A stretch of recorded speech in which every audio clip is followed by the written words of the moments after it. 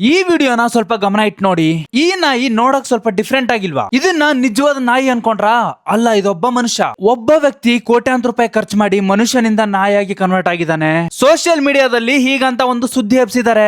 Reason ಇಷ್ಟೇ, ಇವನಿಗೆ ಮನುಷ್ಯನಾಗಿರಕ್ ಇಷ್ಟ ಇರ್ಲಿಲ್ವಂತೆ, ಅದಕ್ಕೆ ನಾಯಿ ಆದ್ನಂತೆ. ಯಾವಾಗ ಈ ವಿಡಿಯೋ ವೈರಲ್ ಆಗುತ್ತೋ ಜನ ತರ ಕಮೆಂಟ್ ಮಾಡ್ತಿದ್ದಾರೆ. ತುಂಬಾ ಜನ ಇದನ್ನ AI ವಿಡಿಯೋ, ಫೇಕ್ ವಿಡಿಯೋ ಅಂತಾನೂ ಕರೀತಿದ್ದಾರೆ. ಇನ್ನೂ ಬಹಳಷ್ಟು ಜನ ಎಂತ ಕಾಲ ಬಂತಪ್ಪ ಅಂತ ತಲೆ ಕೆಡ್ಸ್ಕೊಂಡಿದ್ದಾರೆ. ಬಟ್ ಈ ವಿಡಿಯೋ ರಿಯಾಲಿಟಿನೇ ಬೇರೆ ಇದೆ. ಈ ಸುದ್ದಿ ಏನಿದೆ ಕಂಪ್ಲೀಟ್ಲಿ ಒಂದು ಸುಳ್ಳು ಸುದ್ದಿ ಆಗಿದೆ. ಅಂಡ್ ಇಲ್ಲಿ ಯಾವುದೇ 26 ವರ್ಷದ ಕೋಟ್ಯಾಧೀಶ್ವರನು ಇಲ್ಲ. ಅಂಡ್ ಇಲ್ಲಿ ಯಾವುದೇ ಸರ್ಜರಿ ಕೂಡ ನಡೆದಿಲ್ಲ. ರಿಯಾಲಿಟಿ ಏನಂದ್ರೆ ಈ ವಿಡಿಯೋದಲ್ಲಿ ನೀವು ನೋಡ್ತಾ ಇರೋದು ನಿಜವಾದ ನಾಯಿನೇ.